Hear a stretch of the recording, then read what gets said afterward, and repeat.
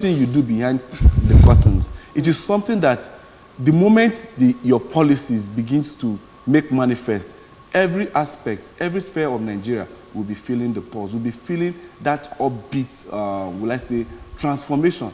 But as things stand right now, like I said earlier on, what area, what sector of this economy, of this administration is really, you understand, will I say, blooming or glorious to any Nigeria, except those politicians that are feeding fat from what is left for the entire commonwealth of every Nigerian. Well, we'll keep doing what we are doing here every morning to come here, analyze the papers, and keep talking. Probably one day God will touch their heart and they will say that, I mean, this has gotten to the level where some families can't even boast of a meal in a day.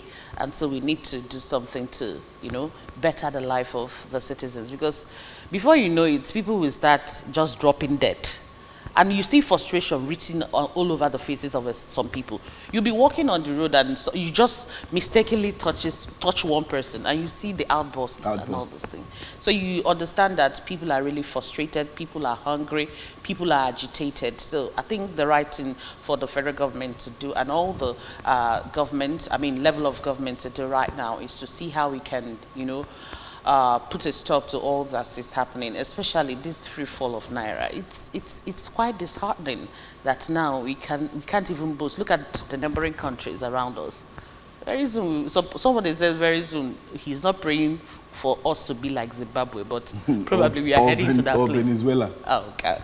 All right, let's quickly see what we have on the front page of the Punch newspaper this morning. Punch newspaper, the banner headline: Labour mobilizes for protest. Tanker drivers strike triggers few queues.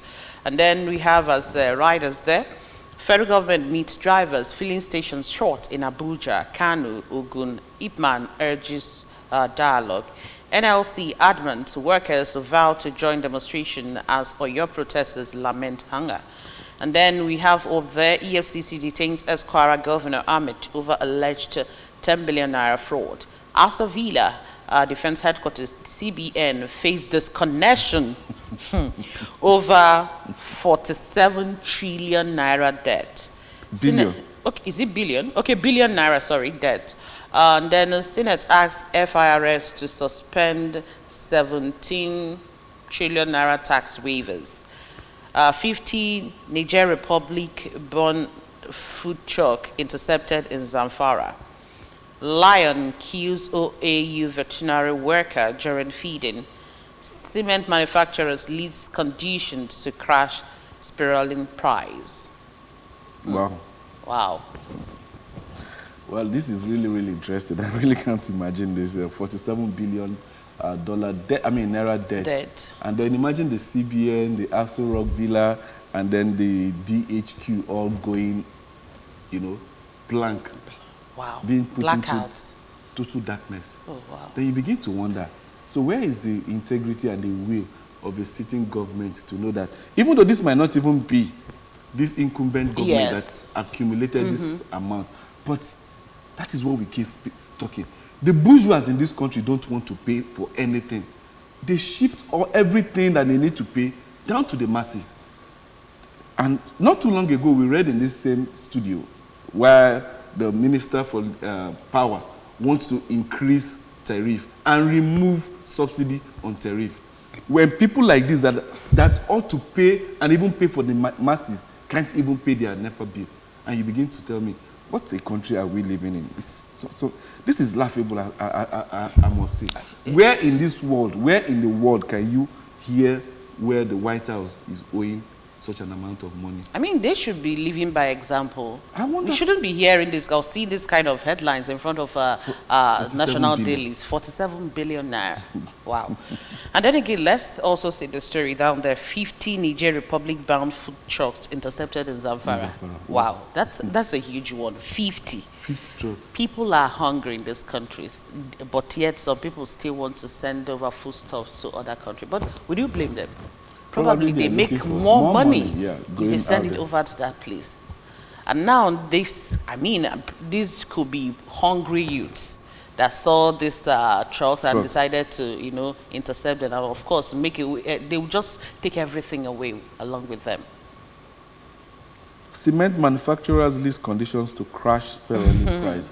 I think this should touch every person because Seriously. very soon house rent next year will definitely Like not be the same. skyrocket, You understand? yes. Because some people are saying that the bag of cement that they bought 5,300 naira towards the end of last year, November thereabouts. It's now 15,000 naira. And in some places they are selling 12,500, 13,000, as the case may be. So I think the government really needs to look into this and then get to know. This same cement that we are being used there, let me speak Dangote for instance. They say the equivalent in some African countries is not even the same as what is obtainable here. No. So now what's the essence? Why would Nigerians be the ones paying, as in bearing the brunt of this increment? If it's 15,000 naira in Nigeria, it should be 15,000 naira in Ghana. Well, when our money is nothing to write home about, so what do you expect? And then the big story, the front page. Okay, let's leave it because we still have that in other papers. Let's quickly see what we have in front page of Vanguard. The front of the Vanguard, the banner headline still talking about Forex crisis, 2024 budget suffers major dislocations. And then we have the riders there saying benchmark exchange rate now half the value. Revenue expenditure estimates unrealistic. Analysts say profligacy pushing up the deficit to 20 trillion naira. And then electricity forex crisis, inflation pushed meter prices up by 80%. Wow. Sports 2025 AFCON draw holds in Cairo today. Suspected armed herders invade 3 Benue local government areas, kill 10, injures others. Kidnappers abduct 9 passengers in Kogi and demand 30 million naira. Wale Edun Kadoso SEC meets team, visits Wigwe's parents. Federal government cement manufacturers agree 7,000, 8,000 per 50 kg bag of cement. And Edo 2024, APC youths, women take over secretariat, 1 sack of SWC. And up there, 92% of Nigerian workers in informal employment. That's coming from the National Bureau of Statistics. And Senate speaks against 17 trillion loss on tax waivers. ECOWAS crisis, Gowon turns down federal government ECOWAS invitation to speak on issue. Then the page there, you can still see the picture there. Protest against hardship in Ibadan, in Oyo State. Wow. Quite a good one. Now, the federal government said they are going to have meeting with cement manufacturers in Nigeria, and they are looking at making a bag of cement between 7 to 8,000. To me, it's still on the high price, 7 to 8,000. Well, at least let it be something really affordable to the Nigerian masses. In certain countries, you see where government try as much as they can to provide basics. That's why you see Nigerians leaving this part of the country in droves to other parts of the world, just because of government knowing their responsibilities and living up to that responsibility of giving people the basics of life, shelter, food, and then maybe health and other amenities. If government can actually subsidize the price of some of these things, it will really help a low-income earner to even set up an apartment. As it is now, somebody said the other day, as it is now, that a normal civil servant can no longer, erect a building, even if it's just a self-contained flat, because it's very difficult for you. Very difficult. How much do you earn in a month? In a month. And then how much are you going to save? You still have other bills to pay. You have your house rent, the present place you're living. You have the house rent to pay. You have bills like electricity, water, and so many other things you need to pay. And at the end of the day, you still, bring out or squeeze out some amount and save. How much will you save? How much will you save? Till when? So it's just like you said, I think I support that opinion that, when we are talking about subsidy, there are sectors the federal government should look into, subsidize a lot of things, even if it means probably for the low-income earners, build houses for them, and then you see how you can be taking it from their salaries, because a lot of people are suffering. And then the landlords are not helping matters. And there's no how you can regulate how much someone pays, because you weren't the person that erected the building for him. He can tell you that he sunk in probably 20 million or 100 million in a building, and he wants to realize it. So what do you do? No, I think it can be regulated. How? No, it can be. You understand? Because based on location, you understand, there are certain areas that you can't build beyond a certain amount, peg your rent beyond a certain amount. You can't compare what people pay in Banana Island to some part of Nigeria. So there should be, will I say, a way for the balance. I think it was what was his name? Fashola yes, that tried to introduce that. I understand what you're saying, sometime. but let's say, take for example, in a particular place, let's take, you are talking about Lagos. Yeah. Even inside places like Surulere, you know that it's not the same, I know it probably could be the same pattern of building, but you know that if you enter the building, there are different kind of, what do you call it, materials that they use in building. When you talk about the toilet seats and all You're those talking things. about the fittings The and fittings, the finishing. the features inside the houses. Yeah. So some landlords could tell you that they decided to use a high quality stuff to build their house, and they want to realize their money. So I'm saying it could work actually, but for now it's not going to work because we have a lot on our table. We have a right lot now. on our table, We have a except the lot government. but then again, if government could, you know, go into this housing, you know, housing sector and erect this little small buildings for low-income earners, then you can regulate what is actually happening. But for a landlord that bought a land and decided to erect a building, it could be difficult for you to tell him how much he will collect from the tenants yearly or monthly, as the case may be. Okay, so let's see the Guardian newspaper. Road infrastructure development, federal government grants 4 trillion naira tax credit in 5 years as inflation threatens scheme.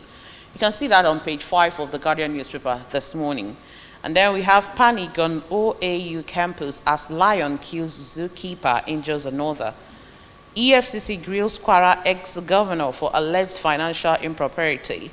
Naira drops to new all-time low at black market as black market trades at 1,730 naira per dollar.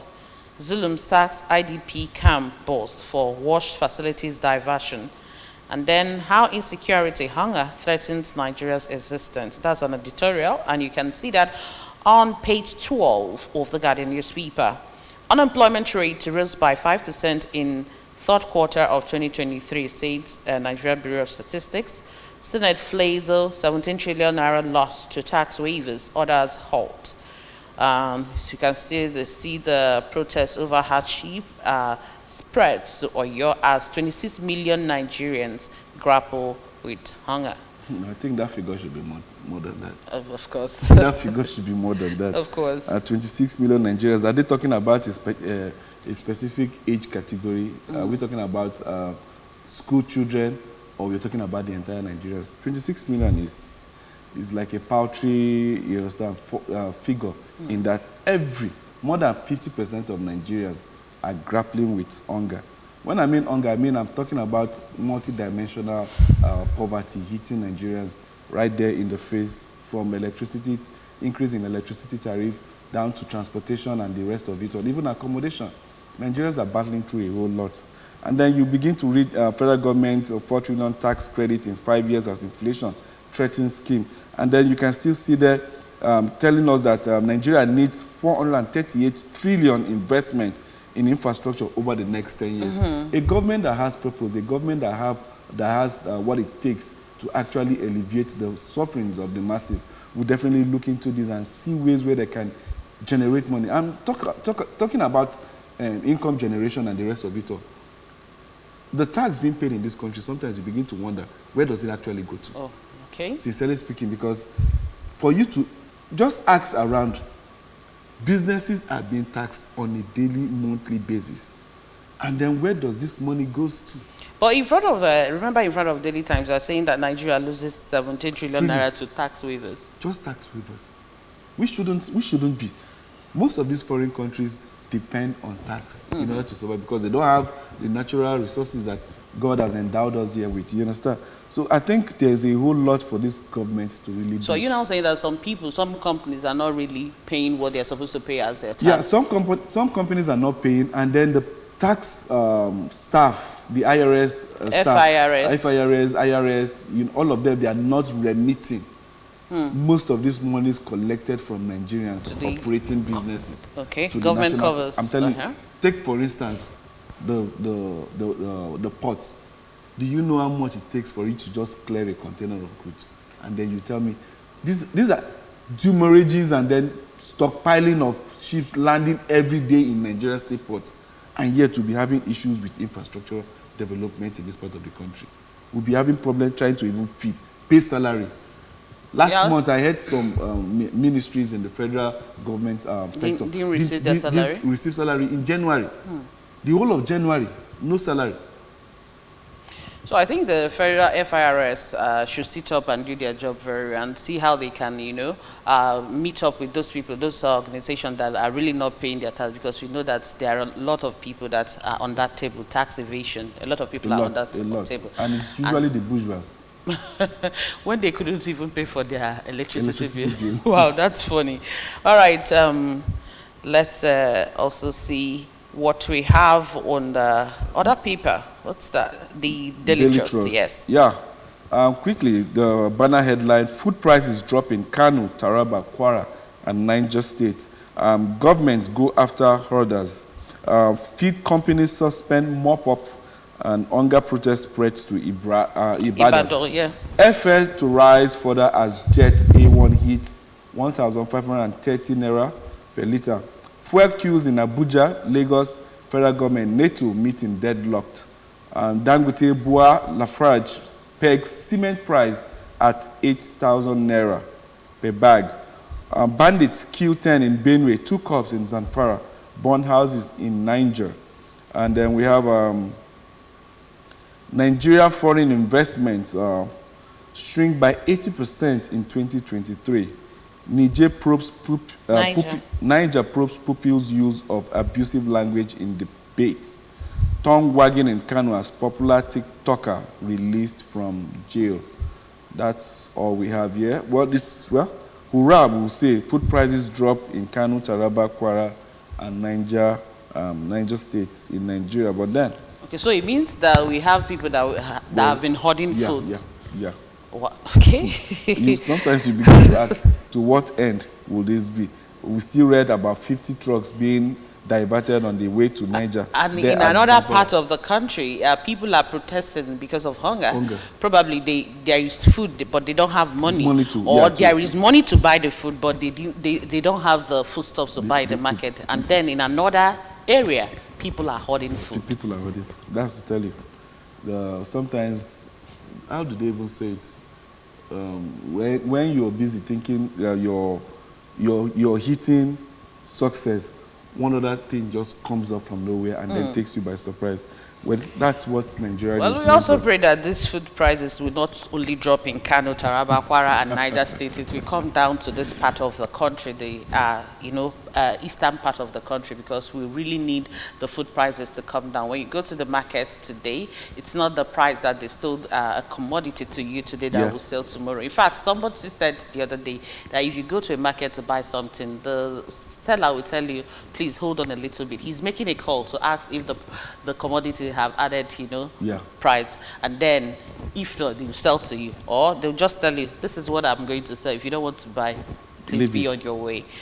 So we really need that to happen in all parts of the country, not just Kano, Taraba, Kwara, and Niger State. And we don't want it to be a one-off stuff. We want it to be sustained, like dropping, and it's dropping on a daily basis. It's not just probably to happen for this week. Next week, everything will skyrocket again. Okay, so that's what we have in the front page of the Daily Trust newspaper this morning, and we still see few queues in Abuja, Lagos, FG, NATO meeting deadlock. Yeah. We talked about the tanker drivers. They have insisted on going for strike and all that.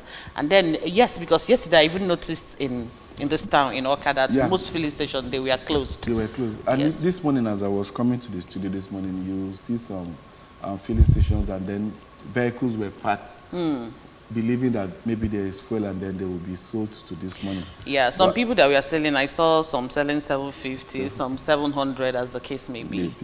And it baffles me that we don't even have a regulated price that we are selling right now, because, in fact, nobody is regulating anything again in this country. That's how I say it. It's just so bad. That's what I'm telling you about regulation. When you regulate some of these prices, it will help the masses and even the government itself, you understand? And then you know what penalties to give to punish offenders with, because sincerely speaking, these people are just wanting to go into a meeting for their strike, and nothing has been increased in the pump price of fuel. So you now begin to imagine why marketers will just be increasing prices without due process. All right, just quickly, let's see what we have on the front page of Nigerian Tribune and Nation. Quickly, before we end this segment of the show this morning, manufacturers agree with federal government to slash price of cement. We've seen that. Company's lease condition says products won't sell more than 800 naira. That's it on the big story there. Experts differ as food inflation increased by 40%. And in 8 months under Tinubu, unemployment rate in Nigeria rose to 5% in the third quarter of 2023. This is coming from the Nigeria Bureau of Statistics. Residents in Ibadan protest over hardship.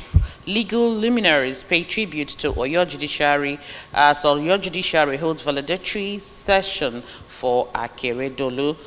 Abuja Discos threatened to disconnect presidential villa barracks. 84 MDAs over 47.1 billion naira debt. And then the Nation newspaper, Discos threatens power cuts to Aso Villa orders over 47 billion naira debt. Oyo disburses 500 million naira to 2,078 small business owners. That's a good one. Aso members get 4 months withheld salaries. Diversion of 10 billion naira, EFCC detains as Kwara governor. These and many more are what we have on the front pages of Nigerian Tribune and the Nation newspaper. And this is where we are closing. We are bringing to an end the press review this morning. So if you want to know the details of what we've read out, the headlines we've read out this morning, all you need to do is just go and get yourself a copy of the national dailies this morning. On that note, we want to say a very big thank you for joining us on Press Review this morning. My name is Chidimma Oranwa. We'll see you on the other side. And I'm Ajuluchukwu Okawe. Thanks for watching. My champs, they use energy at school.